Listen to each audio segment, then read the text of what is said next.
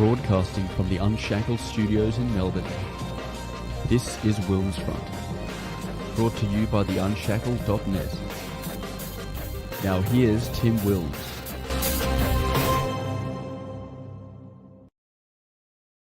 Hello everyone and welcome back to another WilmsFront featured interview show on this Thursday the 9th of June 2022. Tonight we are on the WilmsFront YouTube, DLive and Odyssey channels. It is 8:30 p.m. here in Melbourne, Victoria, where it is still very cold and very wet. We have got some meteorological data now to back up our chills, that it is the coldest start to a Victorian winter in 70 years. But enough about the weather. I've still got my jacket on because it is very cold. Now, on tonight's show, I'll be exploring a different topic, a question that has been asked by humans on this earth and including myself. Are we alone in the universe? Does extraterrestrial life on other planets or in other galaxies exist? Are they already here or are they regular visitors? That's what I'm going to be exploring tonight with my featured guest for this show, which I recorded yesterday. So I do when I premiere these pre-recorded interviews is that I'll be with you in the live chat to join the discussion, and then I'll be back live at the end of the interview show to wrap it up. And this interview goes for 58 minutes, so it is a full hour feature.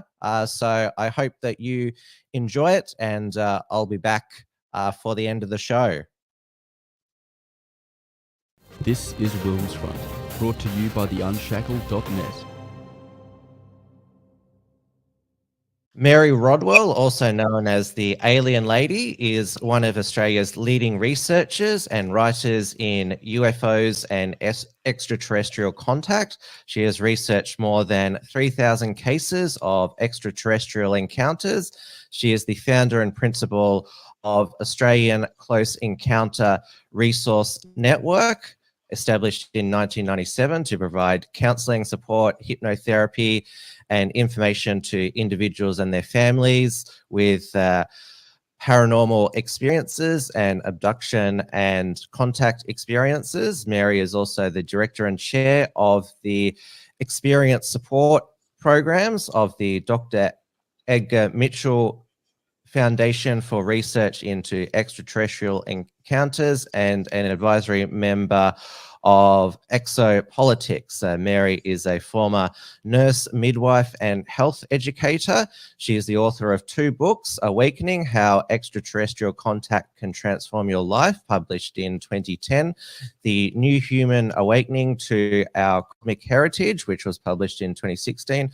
She has spoken at numerous conferences around the world and has been a featured UFO and extraterrestrial expert in news media reports and documentaries, most recently in the Netflix series Top Secret UFO Projects Declassified, which centers around the release of the Unidentified Aerial Phenomena UAP report by the United States Office of the Director of National Intelligence. This was the first public admission from the US intelligence communities that UFOs, or as they term them, UAPs, are real and they can't explain them.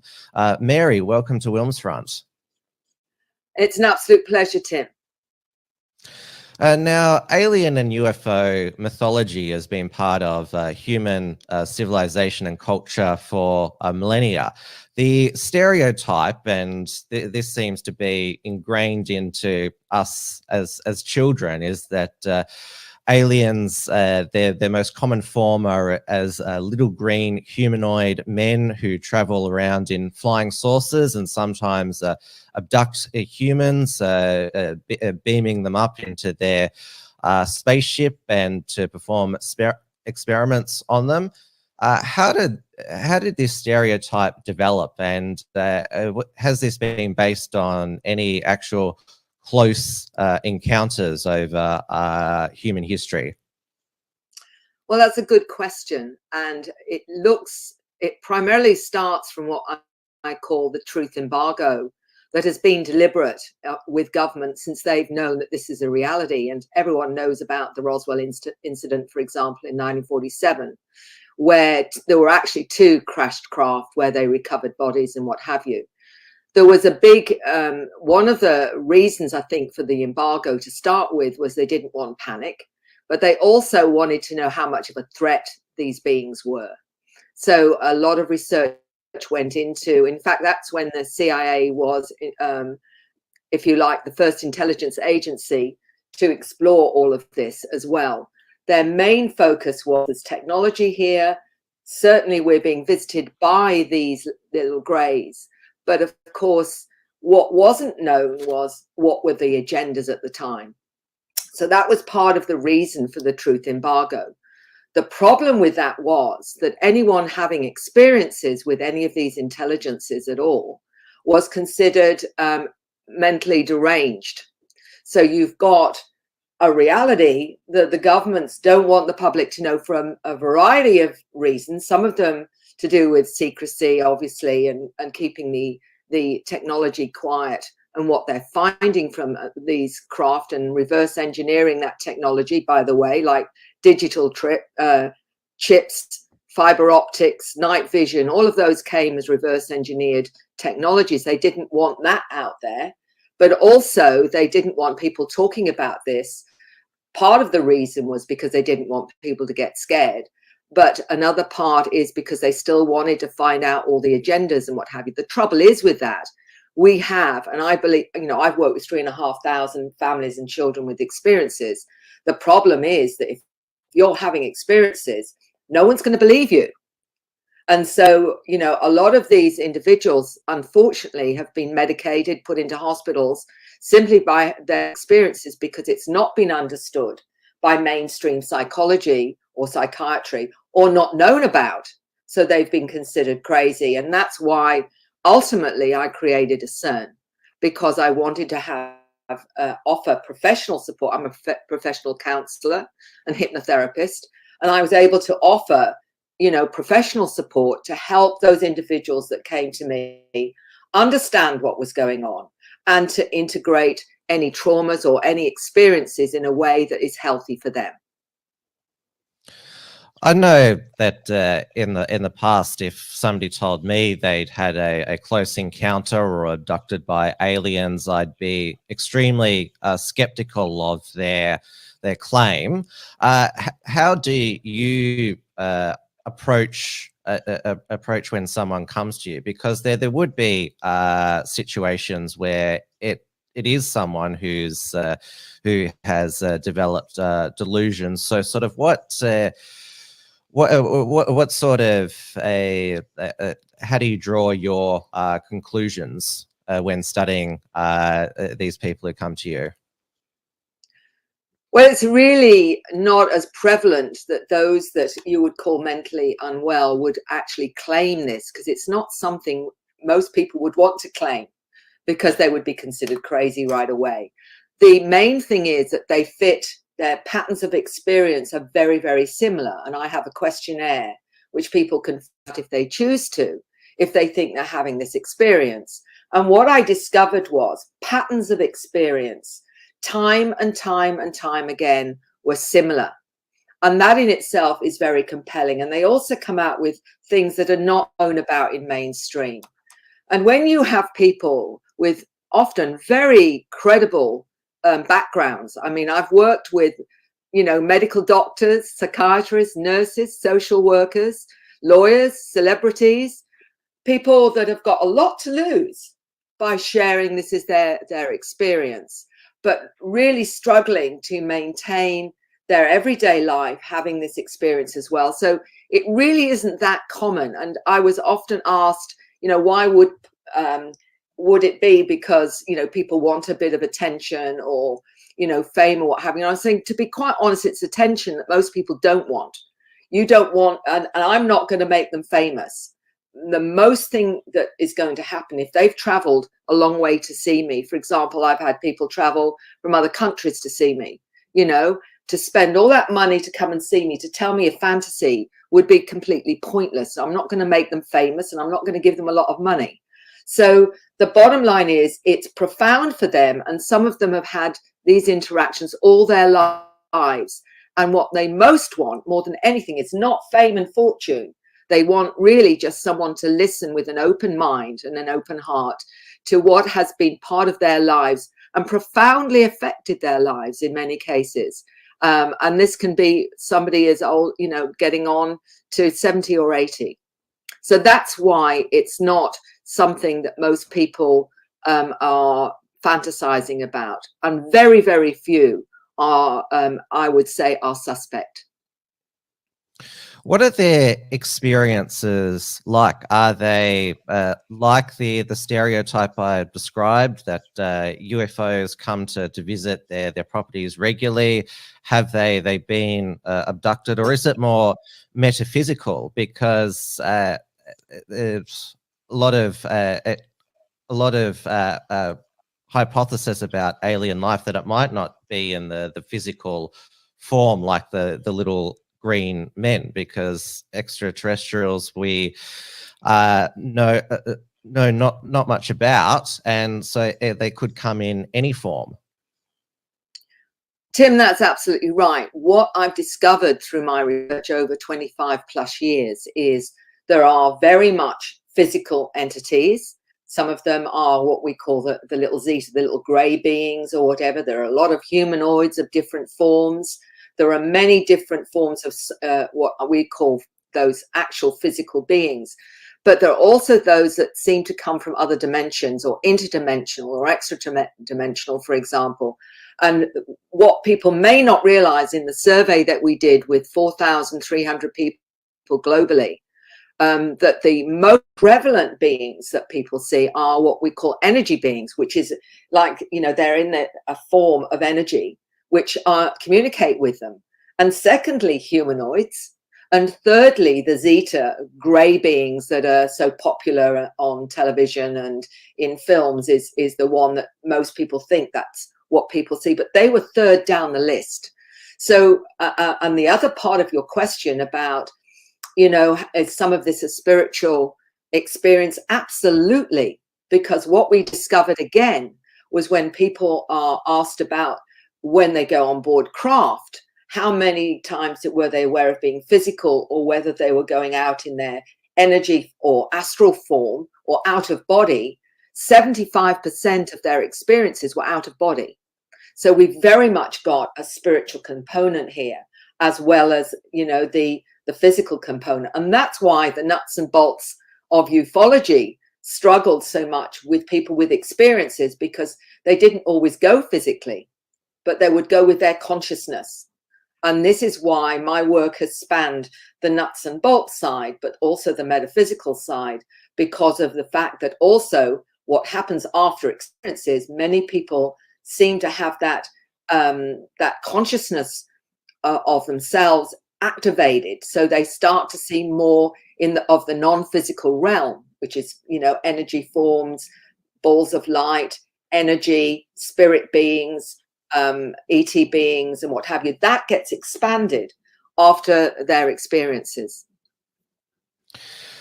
Going into other aspects of human mythology, would there be some who'd mistake them for ghosts? And obviously, part of the human history and mythology has also been religion as well. One of my co-hosts is a Christian, and when I said I was talking to you, he said that his hypothesis is that aliens are demons. So there would be people who would interpret these sorts of spiritual beings other ways. Tim, it's a really important one, because when somebody comes to me, and if they're coming from a belief system like that, they may be very fearful, thinking they're demons and what have you. And that's understandable because of that particular dogma. But there's something very distinctly different between a demon or an entity that wishes someone harm and a being that actually may in fact be involved in a healing procedure. We found that 50% of those we surveyed, of the 4,300 people, had healing procedures on board craft, which hardly makes them demons, healing from cancer right through to other illnesses. Let's put it like this: your perception will, to a certain extent, and your beliefs will dictate how you interpret your experience. For example, some that are very religious may see a light being as an angel, whereas someone who isn't into that kind of dogma or belief system will say, oh, it's a light being. So there is very much about what do you believe and how do you interpret that experience. And so when someone comes to me, I need to know where their belief system is. You know, if they say, well, I'm not sure I believe in anything really, you know, I've got no belief in God or anything else. Okay, so what is it that you are seeing and experiencing, and how do you interpret that? Because that's the most important thing, is their understanding of that. But regarding demons and entities and what have you, generally they have a negative effect on you. They will, you know, and can certainly send you crazy, because, you know, you're operating under an influence of something very evil. People who've had experiences find that what we discovered was 85% of those who had experiences had a psycho-spiritual transformation, which meant that they changed their lifestyle, became more holistic, often interested in healing, often interested in caring for the planet. They have changed their whole philosophy into one of more of love and connection to everything. That's hardly the way a demon would get you to behave. So it's the antithesis of what a demonic entity would create for you. And that's why I'm absolutely certain that many of these intelligences are actually here to help humanity, because of the changes they make in people who've had experiences. And that's a hypothesis that's developed in your two books, and you have a term for these people who've improved their lives through extraterrestrial contact, star children, or indigo or crystal children. Can you elaborate on what those terms mean? Well, I'm trying to cover the belief, the understanding from different sections of our society. And what I have noticed is those that have had experiences, at least the adults or the grandparents, each generation seems to be more aware, for want of a better word. They almost like an upgrade. And what was interesting to me is the latest generations are extremely open to what we would call the non-physical realm. They're a lot more sensitive. Many of them seem to be telepathic. Many of them seem to be aware they can do healing, communicating with animals, this kind of thing.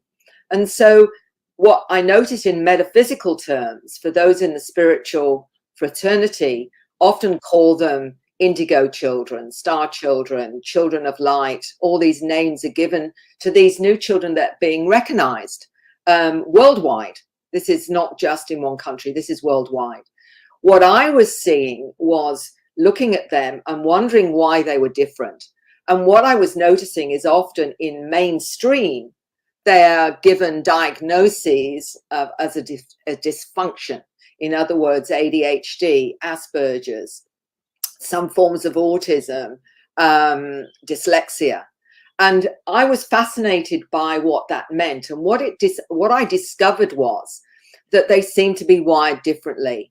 And I have a theory, a hypothesis of why that is, because many of the older generations have been very programmed into our very 3D limited paradigm, whereas we're no longer, it's not acknowledged. Anything out of the the physical is not really acknowledged as being credible. And we've got a psychology that says the same thing. Your five senses are all that you can trust. Everything else is imagination.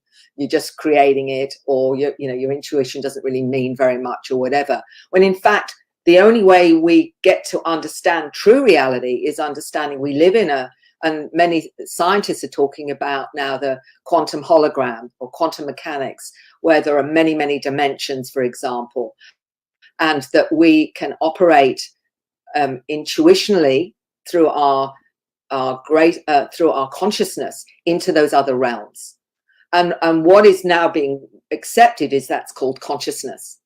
And so what now is happening is with these children, they seem to be more tuned into that awareness. They can access more of these realms. They see spirits or ghosts. They see energy. They see ET beings and what have you of various forms.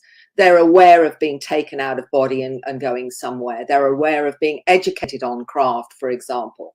So this is a whole new acceptance. We have more than a physical reality.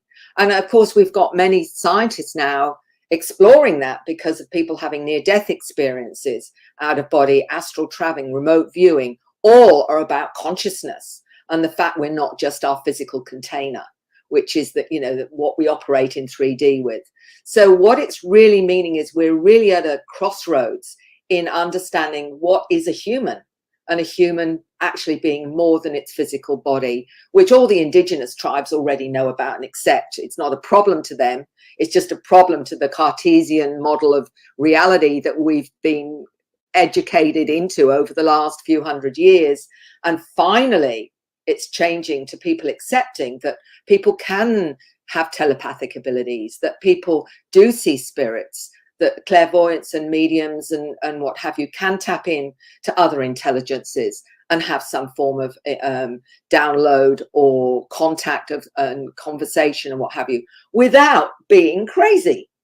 And that's really where we're at. And what I'm acknowledging is the experience of the individual that's opening up and aware there's presences around them, aware they can see granddad or feel granddad around or grandma or whatever.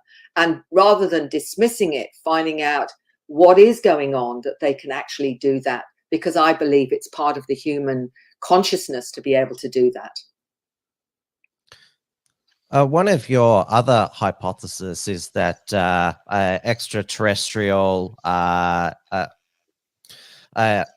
beings and spirits have assisted with human evolution through the ages, and human evolution, again, it's disputed by some faiths, but it's broadly accepted by the scientific and archaeological community that humans have evolved.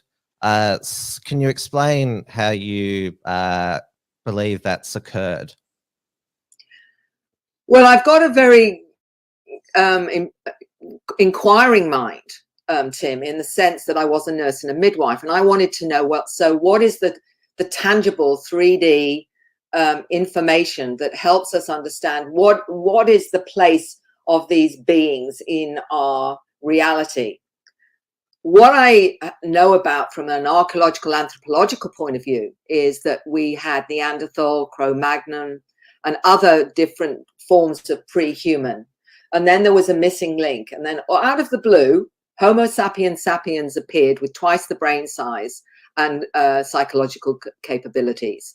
So out of this nothingness, on top of that were 223 genes that were an added insertion of genetic material into Homo sapiens sapiens. Where did that come from? And one of the most renowned that was talking about this was Dr. Francis Crick, the co-founder of the DNA molecule. And he said in his book, Life Itself, that he believed an intelligence created humans because there was so much evidence, and other molecular biologists have agreed with this. And I mentioned a few in my book that have noticed that we have been edited or spliced. Our DNA has been spliced, which gives evidence that some manipulation has gone on. Now, people say, well, who did it? Well, let's look at the gods, for example, that are all through our history and mythology. Everywhere you go, there are those that believe the gods can be all different forms. They've come to this planet. They're being worshipped across the globe and still are in many places, for example. These were coming in fiery ships or bursts of light and what have you. Classic UFOs. You see them in so many paintings, historical paintings, even on cave walls, you've seen UFOs and what have you. So what the understanding is, and I absolutely concur with that, is that what we saw as gods in the past with their were really just these entities, these extraterrestrial beings that came to our planet and decided they would manipulate the indigenous species on here to create Homo sapiens sapiens. So they were the gods, and they have the technology to do it. And they're still coming, and they're still upgrading humans to a point where I think we are being prepared to connect with them in a very real way. And I think that this is why so many people are having experiences, because they're basically saying, you are us, that we have used our technology to add our own DNA to human DNA, and ultimately you will be able to do what we can do. And this is what I think, and certainly Dr. Francis Crick says this. He says, what did they put into our DNA so that we would be aware of them at some point or another? So that's my hypothesis. There are many molecular biologists out there that are saying that they believe we've been intelligently designed. So that fits in very much, as far as I'm concerned, with what's happening now, because I believe they've been doing this upgrading through many generations. But despite all of these people experiencing extraterrestrial metaphysical experiences and sighting UFOs and sometimes being abducted, we've never had a global first contact, which has obviously been in numerous films and television, sci-fi programs, or there's also the Independence Day style alien movies where it's an alien invasion that they either want to destroy the earth or enslave us. Why hasn't there been this, what is it, first contact? And I know that given what us humans have experienced over the past 2 years, a lot of people think that first contact with aliens can't be any worse. I agree with you there, Tim. Some say, why haven't they landed on the White House lawn? Well, I can tell you why, because they'd be shot at. That's why. And they have been shot at all the way through the military. And there are many countries that have come out with, sightings from military craft where they've got the cameras of the different forms of craft that they've witnessed or they've photographed or whatever. And there's one in the latest in the disclosure is from the HMS Nimitz, where they were seeing 100 of these tic-tac craft going into the sea and what have you.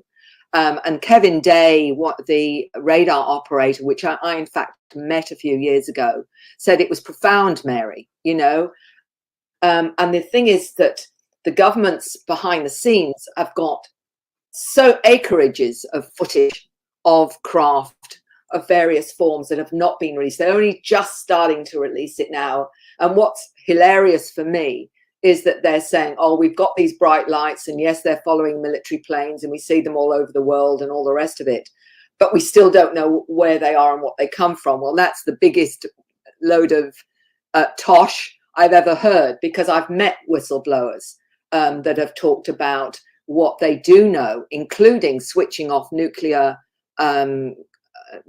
missiles and what have you at various army bases or air force bases and what have you. I met command also a lovely gentleman, Robert Salas, who was in one military base, and he described what happened when these craft came outside the military base and switched off the nuclear warheads.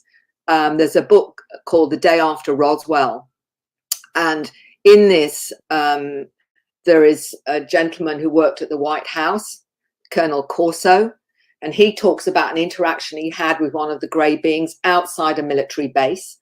And this being was basically what he actually asked him. He said, "What's in it for us?" And this being said, "A new world if you can take it." And plainly we couldn't, because it was the technologies.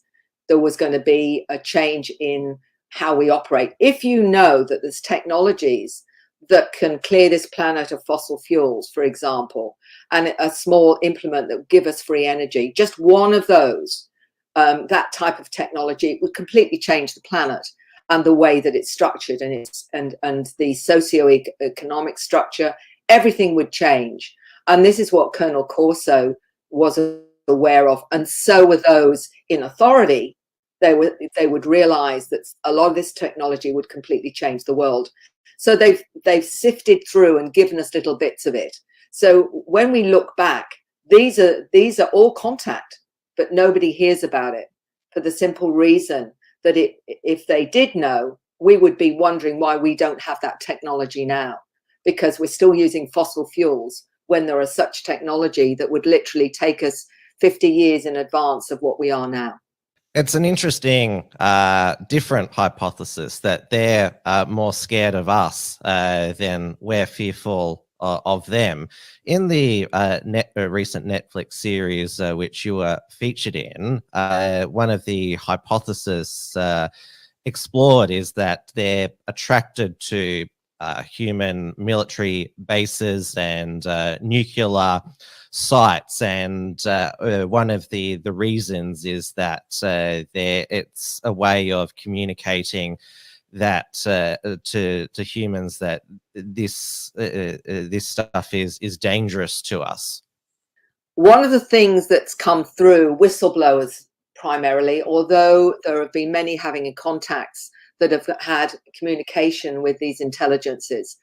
The reason we're seeing so many of them now is the concern that they have with our technology and what we can do with it, particularly nuclear war and what have you, because they're saying that not only affects this planet and we could destroy it, but it also affects them in those other dimensions or realms. So they've been very concerned that it's likened to a 3-year-old with a loaded gun that doesn't realize the gun can kill.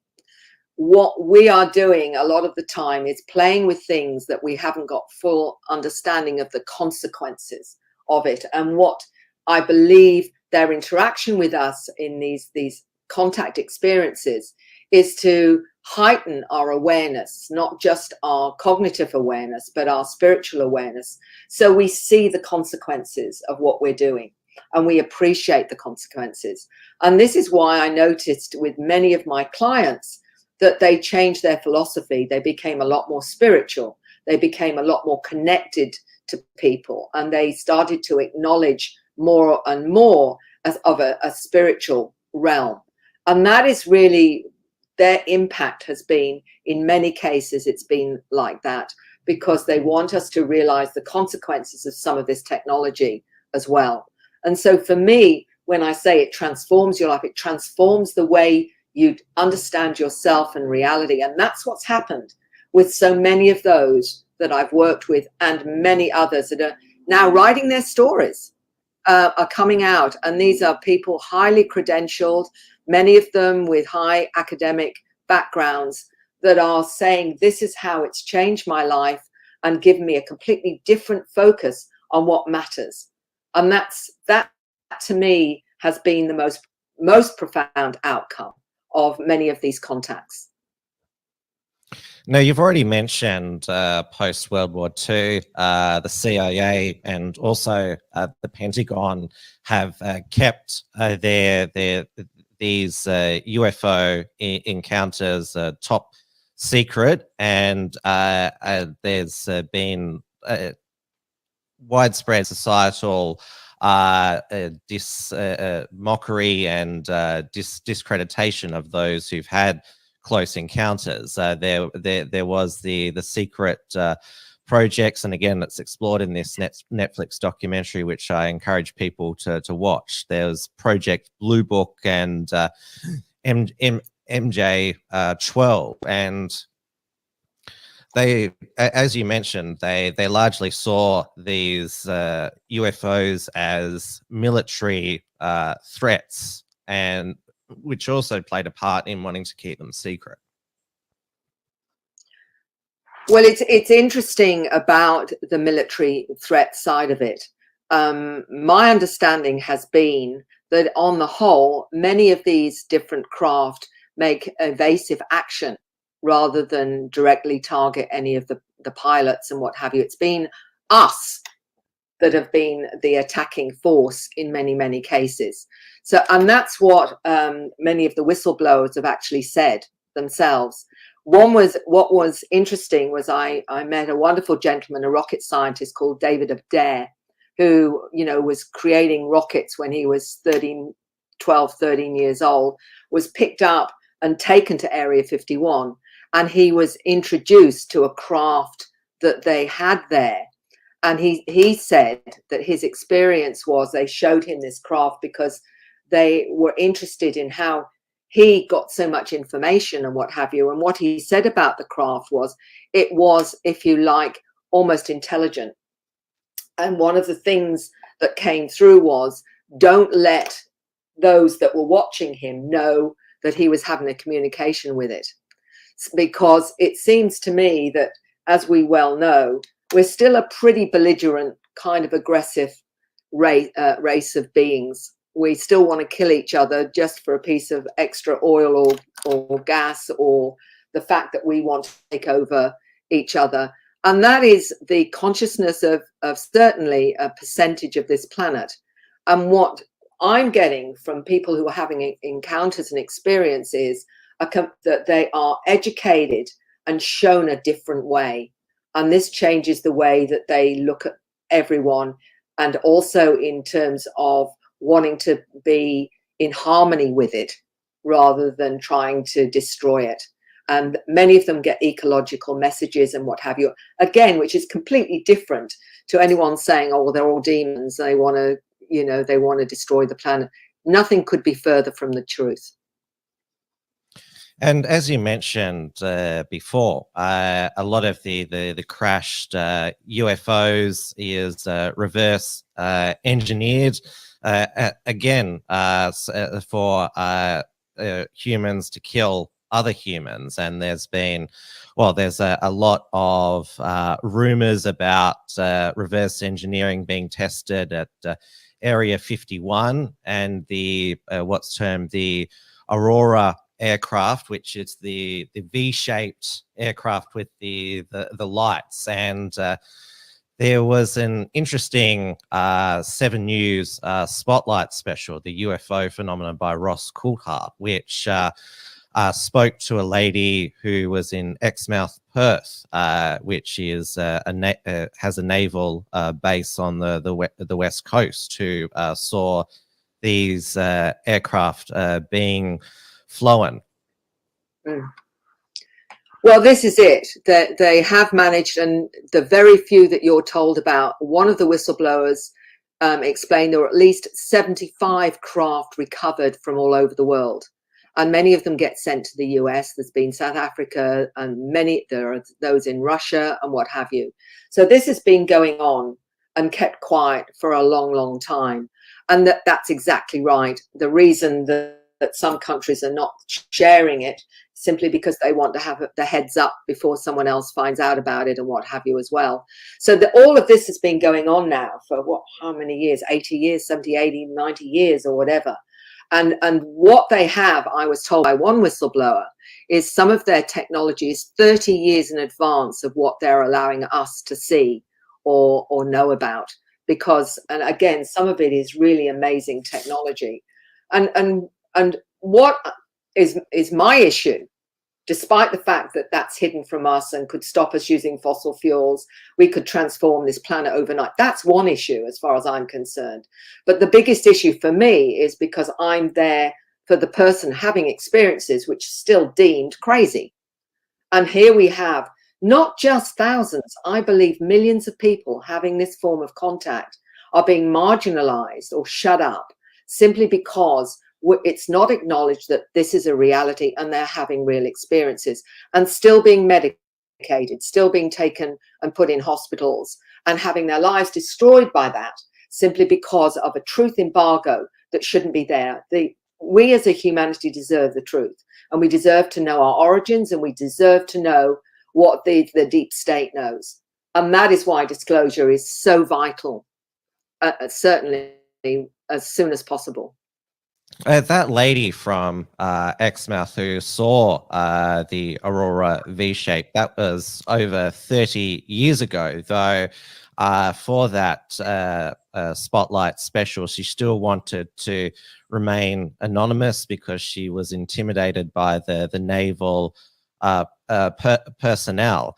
And this also occurred in Australia's most viewed UFO encounter at Westall High School in Melbourne. It's not far from where I am, on 6th of April 1966, when the high schoolers saw a what looked like a UFO aircraft in the woods. And these school-age children, they were intimidated by government officials in suits. They were brought to tears, and it was suppressed in all the media reports of the time. It's a very significant one in Australia, for sure. I think it was 200 together saw it with the children and some of the teachers. And yes, all the evidence was removed, and they were told they were not allowed to talk about it. And it's been, I think, one of the greatest secrets kept deliberately by the military forces. And the intimidation is not just for something like that. Any of those that are very outspoken about their experiences often end up being approached by government officials, black cars following them, black helicopters. If they're having an experience, the black helicopters are around monitoring them and what have you. There's a huge amount of intimidation. It does sound like, the Men in Black type thing, but it's not fiction. This is, I've met many that have come out and spoken about their experiences, and because they've done that, they've been targeted by military organizations that don't want them speaking about it. And the intimidation can be really frightening, but Westall 66 is an important one. And there's many other schools. There's been schools, there was in the Solomon Islands, where a reverend, actually Gill, I think his name was, and children actually saw a UFO. There was another one in Zimbabwe that a psychiatrist, Dr. John Mack, professor of psychiatry at Harvard University, interviewed these children in Zimbabwe, and who drew the craft and the images of the beings inside, who were some of them still having experiences after that, which I assume with Westall was the same. There was another school I heard of in, I think, Florida, that had a similar experience. So that's interesting, is these schools, particular schools, and a number of children and teachers actually seeing these craft and what have you. And what is amazing to me is how little this gets through to mainstream for people that with anything else would be the biggest story on the planet. And very, very little is known about it. And of course, that's been all part of the truth embargo that's been going on for almost, 100 years. Has there been any attempts to intimidate you, given that a lot of these people come to you with their stories? I've been asked that a few times, Tim, and as it's turned out, I am not aware that anyone's ever tried to do anything overtly anyway, as far as myself. And I can only come to the conclusion they're not seeing me as a major threat simply because I support people having experiences and I help them. But yes, and I tell some of the stories and what have you. But I can just say I'm not a whistleblower in the sense I'm not naming names of various things that have happened, military installations or whatever. My information is pretty broad. So maybe they just don't see me as a major threat, which I'm very, very grateful for. But, you know, the bottom, I'm wondering about my phone occasionally where I hear the strange clicks and what have you. But you know what, Tim, if you've got something that you're passionate about and you feel needs to be told, do you sit around and hide?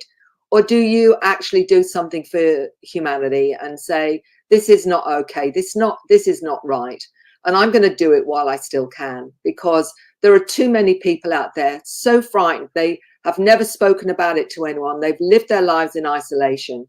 Do you step back and say, well, I'm not going to help? Well, I'm sorry. You know, I didn't come to this planet to sit quietly and shut up. Look at what's happening on the planet right now. Do we sit and shut up when we see what's going on, which we don't believe is right? You know, there are too many that live in that fear place. Either you can say, well, I'm going to live in fear for the rest of my life, or I'm saying, no, I've come here to live a life, to be free and to speak my truth. And I've chosen to do that, and I'll do it while I still can. Well, that's why I do this program as well, because I can't sit quiet. Now, how did we get to this era where we've finally got this disclosure and admission from the US intelligence community and the Pentagon? There is now a US congressional hearing. It's the House Intelligence Committee's subcommittee on counterterrorism, counterintelligence, and counter-proliferation. The UFO hearings are being chaired by Democrat Representative Andre Carson. So, like, how did it get to this point where even US politicians, who a lot of them are held captive to the US deep states, are lobbying that, yes, this needs to be disclosed, we want to explore it more? Well, I think that there are so many people around the globe, so many with smartphones and what have you, videoing craft, people not in the slightest interested prior to that are seeing strange things in the sky, doing strange movements and what have you, and saying, what is this? I get phone calls all the time with people doing that. There is so much coming out now with the reality that you know, these craft are there. There are those that take pictures of the moon and seeing spaceships, the space station. All this stuff is with the internet. So much is coming out now, and many more people are sharing their stories over the internet and whatever. I think that the government has realized, or the deep state has realized, they're on a loser now. They can't continue to deny the reality. I also feel that these intelligences are probably giving them a boot up the bum and saying, if you don't, we're going to just make sure that people know about us anyway. I think there's come to a point where they're under the pump. And so they're giving the least that they can get away with, which is what I see them doing at the moment. When you've got credible people like astronauts, you've got, you know, those in the military coming out saying, yes, we've seen these craft.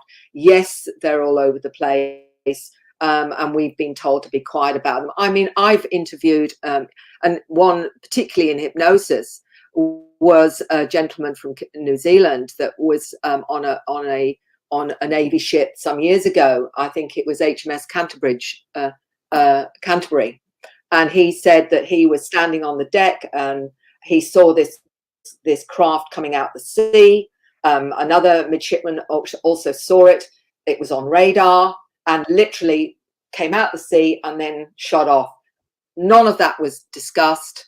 Nobody said anything about it or whatever. This is happening all the time. And that when, you know, how long is it you can suppress that before people start saying, well, they're really credible people? This was just one gentleman that remembered that. And he also remembered a huge craft coming to a small village in New Zealand as well, and describing that they're all out playing, I think, rugby or something or other, the whole population, this huge craft coming over the top of them. And this was in the 60s. So these kinds of stories are coming out more and more now. I think that those behind the scenes are realizing they've got to start saying something, because too many people now.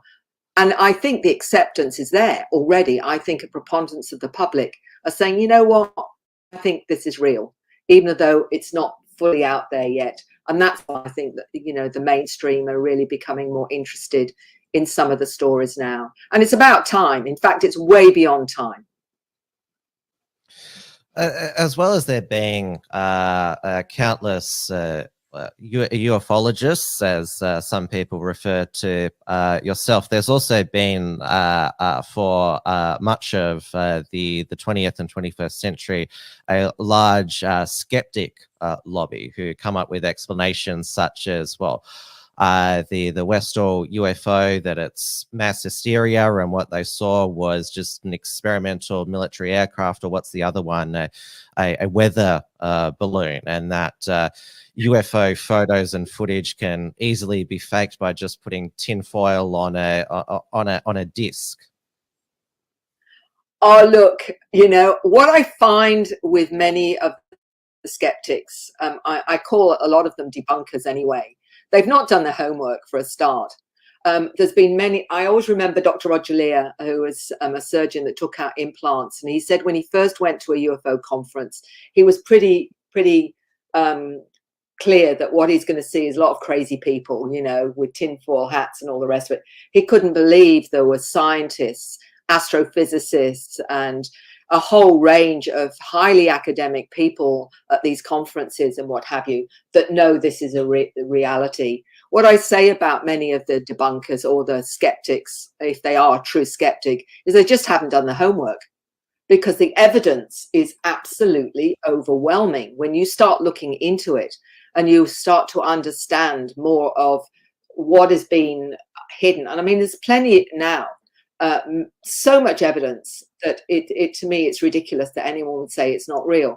Come on, guys, I want to say to him, you know, we are already told by cosmologists there are millions of planets that support life in our cosmos now, beyond what we can imagine. Do we really think we're the only intelligent life? Oh, come on. Heaven help us if that's the case, because, you know, that's a real worry. We're probably at the bottom end of the pyramid here. I've been told that some of these civilizations are many thousands of years ahead of us, when they try and say, oh, well, we can't travel through space to reach them and all the rest of it. Oh, for goodness sake, this is human science we're talking about. We haven't got a clue yet what makes reality, you know, and these intelligences, many of them, you know, can travel, fold space. And I mean, scientists are talking about this, where they can come from light years and what have you. Just because we can't do it, does that mean that these intelligences can't? I mean, it's illogical. It's illogical on so many levels that I just find it hilarious when somebody struggles with it.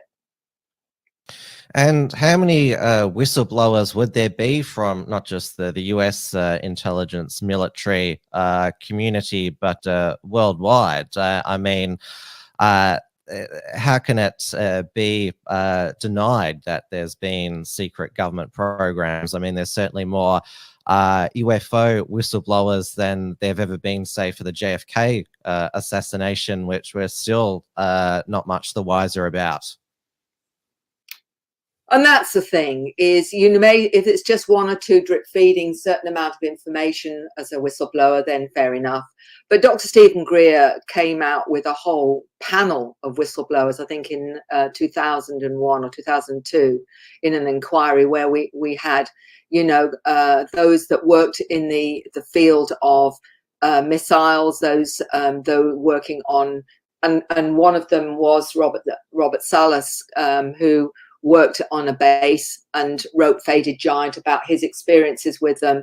There were a whole range of those saying that how much the cover up, they'd seen the images being blocked out and what have you. You can't have more and more and more people coming out with this kind of information and dismissing it. There has to be a point where you say, hold on, guys, there's got to be some integrity in all of this.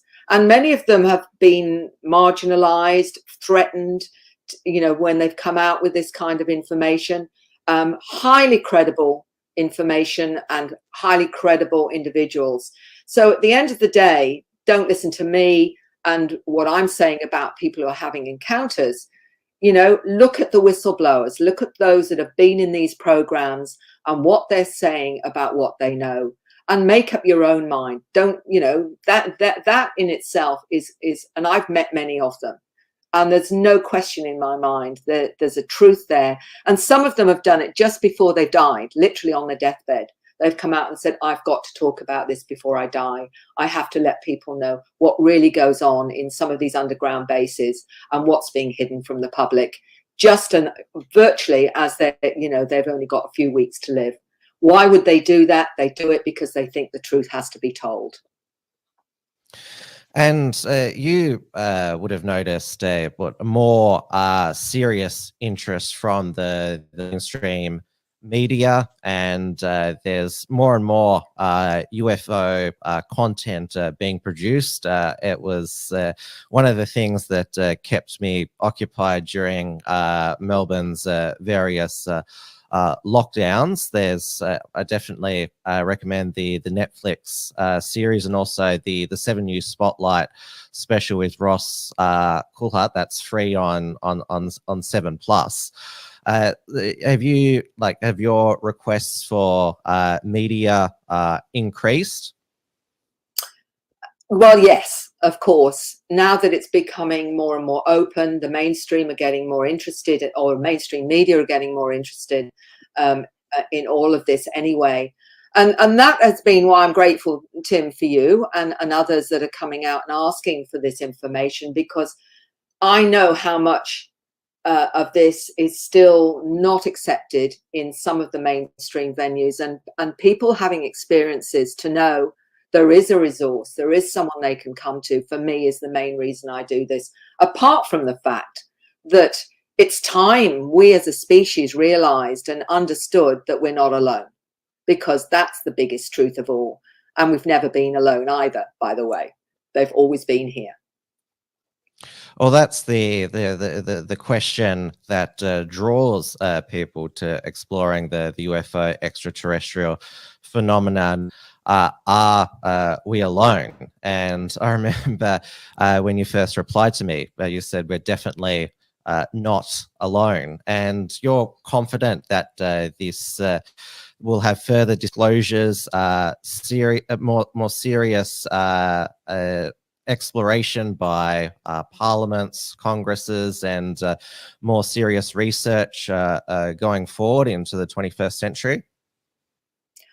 I think it's inevitable, because what I have noticed more and more is that people are starting to tell their stories and are no longer quite so fearful of judgment of them. And I'm talking about, you know, really amazing credentials in some of them.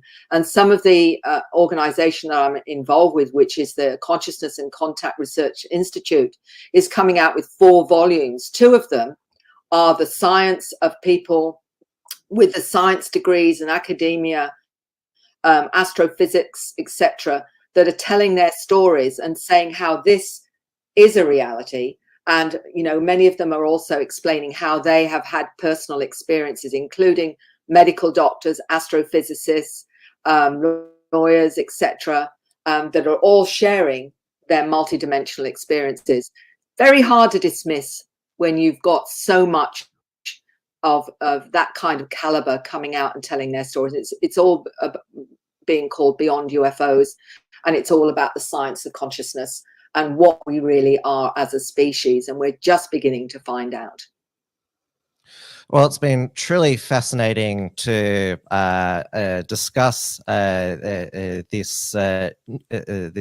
Well, it's been a phenomenon throughout history, but especially in the context of this new disclosure. And like I said, it's something that's always fascinated me, and good to speak to a fellow Australian on this subject as well. You're up in Queensland. I'm sure you can't wait to get back out to the rest of the world and reconnect with the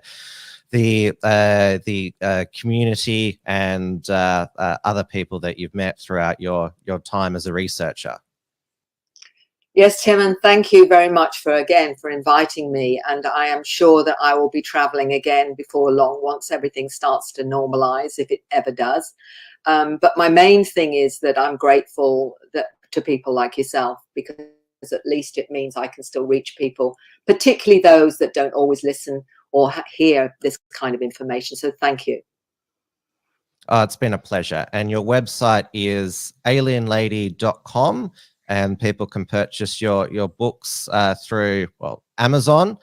So just type in Mary Rodwell and you'll find her books available for purchase. Thank you again. Thank you. This is WilmsFront, brought to you by the unshackled.net.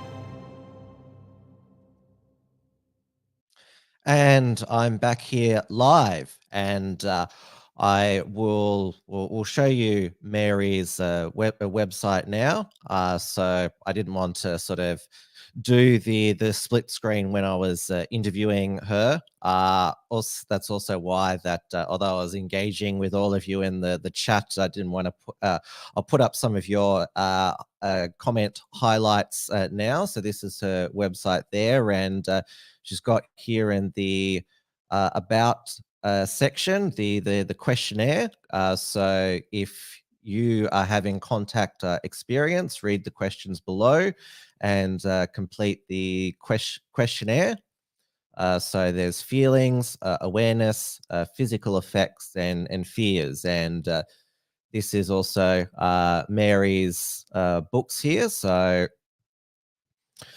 they're certainly something that if you want to deep dive more into this, then it's certainly purchasing her books is something to look at. Now, I thoroughly enjoyed interacting with you all. Mad Pieman said, I remember seeing Mary on a TV show. Her son traveled around with her to a UFO conference. She's been in numerous documentaries over the years. I know that Andy Nolch, who's the indie Scientology podcast account, has followed her work for years. So what's my position on UFOs? Well, I'm always have an open mind. I'm an atheist, so to be convinced that there's something other than what we see on this earth, I like to see the evidence, and so that's why I've been fascinated with this topic. So I would like people who are still watching us now in the comments to maybe leave their final remarks about whether they were convinced by Mary. And there's of course there's not just the Netflix series and the 7 News Spotlight special. You can also watch that on YouTube as well. I know that there's a series on Paramount Plus. There's also a recent series on the History Channel. Nearly every streaming service now has a UFO doco series, and of course the congressional hearings are ongoing. I'm going to be including in the show notes page the link to all of these documentaries, and also I'll provide a link to, well, one of the latest reports. So this is the chair of the first UFO hearing here, Andre Carson. He says somebody has to do it, and politicians of the last 10 years have wanted to, on both sides, have wanted to dig deeper into this. In Australia, the Greens' Peter Whish-Wilson, he asked at Senate estimates defence officials a question about if they have any intel on UFO sightings there. Collins says, I think UFOs are a cultural, religious phenomena. Well, obviously there's people who are fascinated by the subject, but there are people who witness UFO incidents and see them who have previously had no fascination into the subject there. I know that Robert Hartley here is quite skeptical about the UFO experts and conferences. What's he said here? Help, I've been abducted by a UFO conference. It was certainly, I've always wanted to bring a different type of show to all of you guys who are regular watchers, not just to focus on news and current events. So I hope that you enjoyed it. I was certainly fascinated by it. And if you've got any more suggestions about non-political current events topics that you'd like me to feature in future WilmsFront programs, either leave them in the comments or suggest them to me in the Unshackled discussion Telegram or the WilmsFront chat as well. Now, there'll be no Trad Tasman talk tomorrow since there was a show on Tuesday with Due, but it'll be back next Friday, which will be the 17th of June, 6 p.m. Melbourne time on the WilmsFront channels. That'll be with Due de Boer again. Stephen Berry is occupied by other tasks at the moment. Of course, next see you all for Tim's News Explosion, 8:30 p.m. Melbourne time on the WilmsFront channels to bring you up to date about what's been happening this past week with the new annual order, the new federal government. And also, I'll give you an update on how the weather is down here, because it's, most conversations here are started at the moment. It's like, wow, it is so cold. Did you know how cold it was? And of course, still publishing regular articles and content on the unshackled.net. We've got a regular flow of articles now, and also keep an eye out for the relaunched Unshackled newsletter in your email inbox.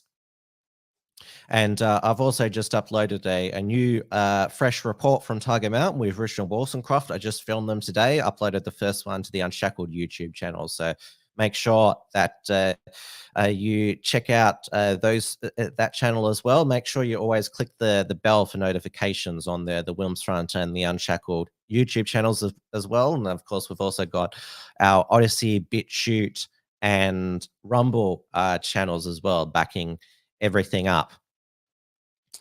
So have a safe and warm weekend, everyone. Thank you so much for joining me, and keep watching the sky.